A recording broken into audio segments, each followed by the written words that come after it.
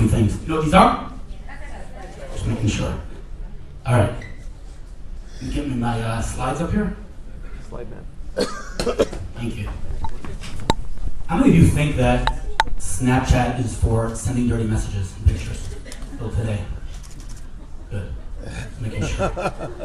People think that. I mean, seriously. People still think Twitter is for sending pictures of your food only.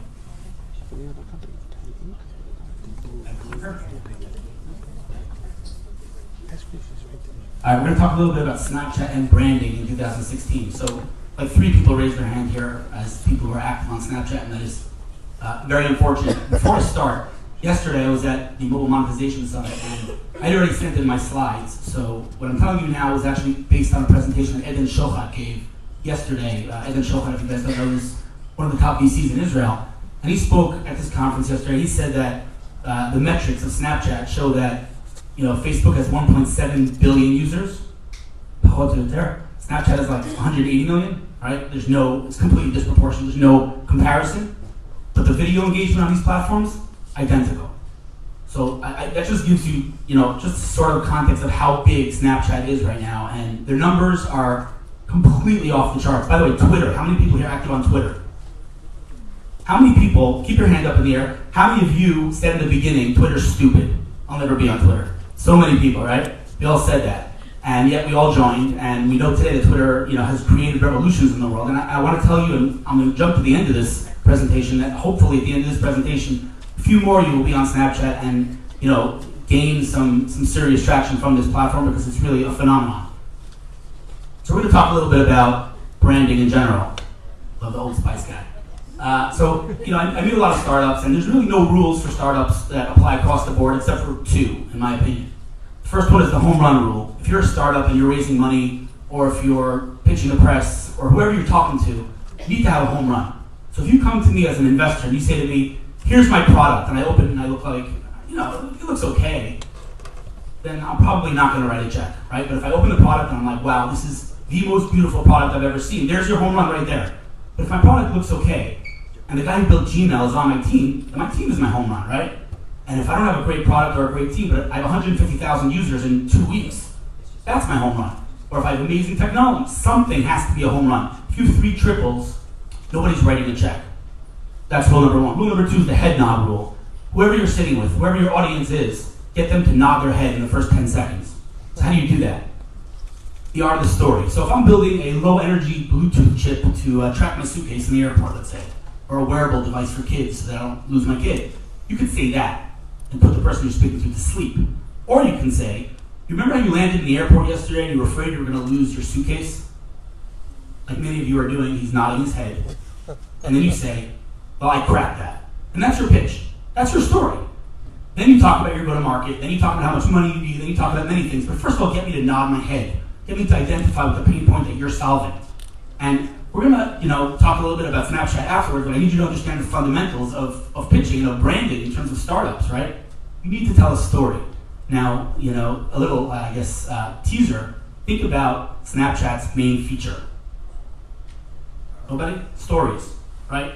Snapchat was literally engineered from the ground up. Everything about Snapchat is a storytelling platform. Everything. And if you're a startup, you should not think of yourself as a product. You should think of yourself as a story that you need to tell to the world, whether it's to investors, whether it's to journalists, whether it's to other people. At the end of the day, these investors, these are going to hear lots and lots of pitches. We all do. You got to be creative. Again, Snapchat has all the tools built in. From the stupid doodling tools, all the tools on Snapchat are built to tell a story in a creative way. And that is what gives you the edge in today's market, where the market's so saturated. And no matter who you're talking to, you're probably going to get them to roll their eyes when you say, I'm building whatever it is you're building, right? So you got to be creative, and that is what Snapchat was engineered for, to tell a story in a creative way. I want to talk about specifically when it comes to fundraising. Really fundraising, the fundamental principle of raising money today is these 4 letters, FOMO, right? If I'm an investor, you need to lead me to believe that if I don't write this check, I'm going to miss out. If I believe that you're building something okay, again, no home runs, nothing huge, no huge market, I don't feel like I'm going to miss out, then I'm not writing a check. You need to, create this FOMO, right? You guys are familiar with FOMO, fear of missing out. Again, what's the second, most prominent feature of Snapchat? Ephemeral, things disappearing. I'm going to miss out, right? Snapchat trains you as an entrepreneur to create FOMO. Right? If I'm not there right now, I miss out on your content, I feel like I'm missing out. And that's what every entrepreneur needs to gain expertise in, creating FOMO. Now let's talk a little bit about Snapchat. 6 months ago, maybe 7, I didn't get it, like most of you. I tried, it was just like, it's not a very good product. I mean, from a UI, UX perspective, I don't know if you guys have tried it, it's not very comfortable, it's not very easy to use. The onboarding process is even worse than Twitter, and that says a lot. And that's what Facebook really excelled at, obviously, just sucking you in and getting you to stay there. Snapchat's impossible to get into, and so I, like many of you, was like, I just don't get it. I get it, the kids are on it, I just don't understand it, and I can't use it. And then, as a marketer, I said to myself, this is a phenomenon. Their growth is stronger and faster than any other platform ever, including Facebook. And we think of Facebook as this beast, but you guys look at Facebook and what they're doing now. They're copying every single feature. It's gotten, you know, it'll laugh or cry. Every day, another feature they copy, whether it's on WhatsApp, on Instagram, on Facebook itself. All the features that Snapchat's so good at, Facebook's copying. There's a reason for that, because their growth, Snapchat's growth, is off the charts. There's never been anything like it. And so, you know, when you come to Snapchat, you're starting from scratch, right? One of the, some might say, annoying characteristics of Snapchat is that it's a walled-in garden. There's no, you know, bringing people from other platforms and add your Twitter follow. No, you're starting from scratch. The only way to win at Snapchat, the only way, is content. That's it. There's no tricks. There's no hacks. Create good content, and it's funny because all the speakers before me, literally every single one of them, nailed it, right? We're talking about unique, engaging content, video content, that people are hungry to consume. And it's Snapchat, like I said, is built from the ground up for this. And so you're starting from scratch to level playing field. Get in there, create good content, and you'll build up followers. I'm telling you, 6 months ago, I wasn't on Snapchat. Now I am somewhat addicted to Snapchat. On Shabbat, my hands shake because I can't snap. But the reality is that now I'm getting anywhere between, you know, 700 to 1,000 views. And by the way, about the followers, you don't know how many followers you have on Snapchat. You literally do not know how many followers you have and how many views you have on each snap. Each snap is 10 seconds. And so now I'm getting anywhere between 700 and 1,000 views on each snap, those kind of numbers on Twitter. And so, you know, to get into Snapchat, you don't have to be the cool kid, the popular. You just start, create good content, and that is how you build up your audience on Snapchat. Unlike other platforms that are, you know, you can bring your followers from here, and if you're a big name, then you're literally irrelevant on Snapchat. In terms of, I think someone else said this, I'm not sure which one of the speakers before me spoke about humanizing brands. If you go to redbull.com, right, there's one word that's clearly missing from their website. Any guesses? Beverage, drink. Literally, you would not know. And they're a content company. They are a content company. And that is something that, of course, we're not Red Bull, you know, we're startups, we don't have resources, I get it. But in reality, the fundamental principle is that every startup needs to build a story and humanize their brand and not just sell product. The story, right? Snapchat, whether it's the internals of the company, what's the office like, what's the company culture, what are the struggles that you face as a startup, what are the achievements.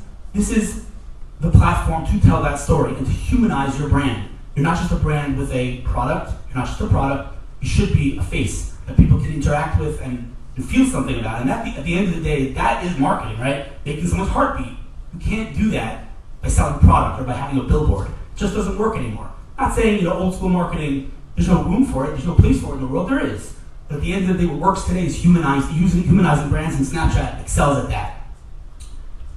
Again, one of the speakers spoke about ephemeral content and disappearing content and FOMO and all these things. At the end of the day, yes, Snapchat's best known for ephemeral content, but you know, all of our meetings, we're all ephemeral, right? We all have ADD. You go to a VC, an investor, you see 5,000 pictures a day. You got to stick in their brain. How do you do that? The way you do that is you just train yourself on Snapchat. You train yourself. I was mentoring, I think it was at Techstars, one of the financial accelerators in Israel. And just as I'm sitting with these startups, I'm like, all right, you need to give me your elevator pitch, right? What's your 10-second pitch? I'm like, wait a second. Snapchat has 10-second videos. Let's do this. And I literally open Snapchat. I'm like, you have 10 seconds. There's no like, oh, we did 11 seconds. Because at 11 seconds, it cuts you off. 10 seconds. Tell me your pitch.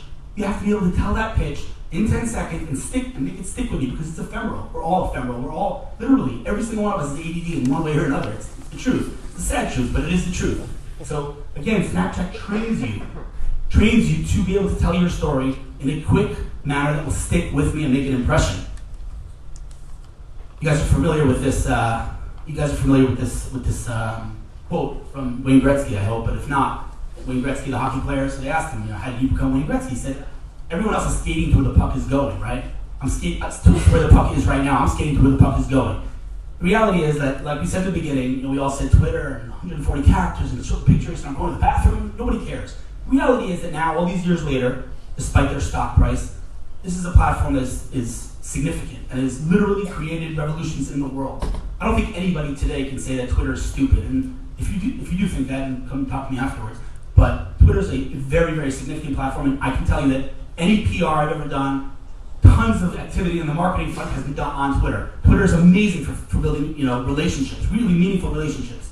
And back in the day, so many people, especially in Israel, didn't get it and didn't jump on the bandwagon. And now, you guys all raise your hand. Well, everyone's on Twitter now. So this is what's happening on Snapchat now. Now is the early days of Snapchat. In many ways, it's actually parallel to the early days of Twitter, just in terms of the community. It's very everybody's very close and personable, and you can talk to the biggest names out there. I was in Silicon Valley 3 weeks ago, and I sat with Justin Kahn. I don't know if you guys know who Justin Kahn is, but he built and sold Twitch for $1 billion. He's maybe 30-something years old, worth billions of dollars. He's like the Ashton Kutcher of Snapchat. And I literally sent him a snap, and I said, listen, I'm coming to your neighborhood, I'd love to meet. Now, again, if you're not familiar with Justin Kahn, maybe you don't understand, but to me that was like, holy crap, how does that even happen? The reality is that's what's happening today on Snapchat. You can just build relationships with anyone. And that's what Twitter was in the early days. Now it's already saturated.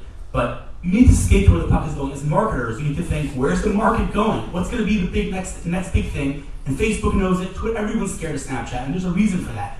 The olden days of, this is an interesting point, by the way, as far as product is concerned. The early days, the first impressions of Snapchat was, sexting and sending stupid pictures. And there are still people that say it on a regular basis, like, well, Snapchat, isn't that for kids? But they've actually not pivoted, but they've gone away from that, and they've actually managed to get rid of that first impression, which is just I think it's a very meaningful lesson for startups, for entrepreneurs, for marketers, how to get rid of first impressions, but they've done it. And so as marketers, I think it's super important for you to at least pay attention to this platform. You don't have to be snapping 40 times a day, but if you're working with a client, you should be able to tell their story, and you should use a platform like Snapchat to train yourself and to train them to tell their story. I'm Hill's Fuld on Snapchat. Snap me and let me know that you followed as a result of this speech, and I will follow you back. Looking forward to meeting you all. Thank you very much. Q&A. Questions? Out all together, please.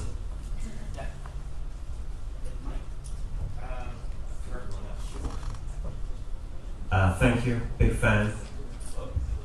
Can you help a slightly more traditional marketer better understand the ROIs associated with all of this? Because the effort is enormous, the cost, no doubt, is very significant, and for someone who's used to tracking acquisition and retention, what would you suggest?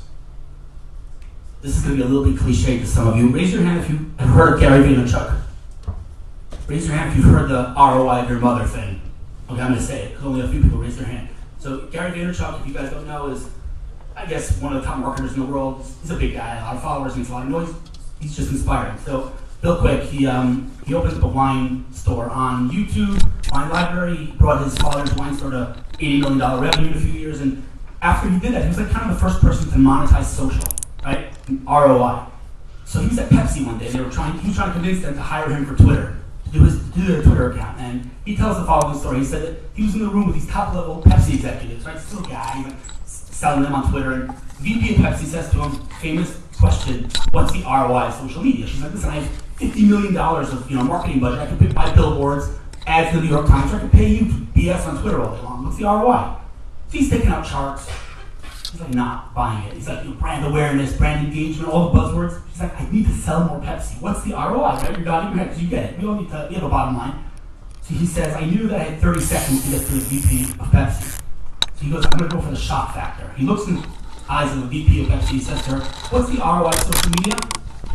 What's the ROI of your mother?